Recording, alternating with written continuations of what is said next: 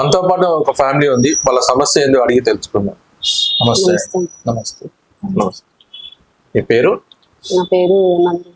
నందు. మీ పేరు? శంకర్. మీ పేరు? లక్ష్మి. చెప్పండి అమ్మా, మీ సమస్య ఏంటి?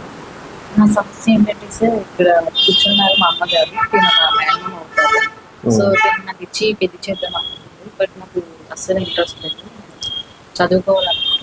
ఇప్పటి వరకు నేను చదువుకున్నంత కూడా స్టేట్ ర్యాంక్ కూడా ఫస్ట్ ఇయర్ వచ్చాను. సో నాకు మంచిగా చదువుకొని నాకు ఇవ్వడం మా అమ్మని బాగా చూసుకోవాలనుకుంటున్నాను.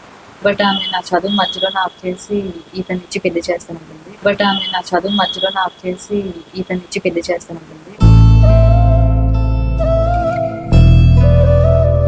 తన గురించి ఎంత చెప్పినా వినట్లేదు. ఇదే నా సమస్య.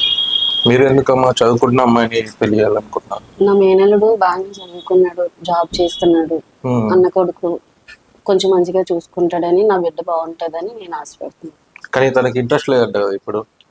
చేసుకోమనే మా చెప్తున్నాను. అమ్మగారికి తెలియట్లేదు సార్, తను మంచితనం తీసుకేసుకుంటే సార్ అదే ఇంట్రెస్ట్ లేదండి సార్. అసలుకి మా అత్తగారు చెప్తానే సార్ నేను మొత్తం చూసింది.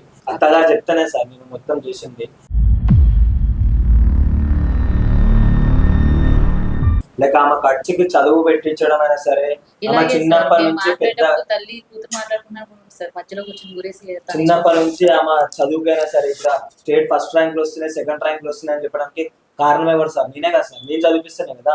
తనే చదివిస్తాడు. తను ఎలా చదివిస్తాడు సార్? తను చదివిస్తున్నా అని చెప్తుంది. మా అమ్మగారు చదివించారు. ఆమెను అడగండి. ఎవరు చదివించారమ్మా? నువ్వు చదివించావా ఇతను? చదివించాను, తను చదివిస్తున్నారు, నేను చదివిస్తున్నాను. ఏం చేస్తాడు? నాకు కట్టబెట్టడానికి చదివించింది.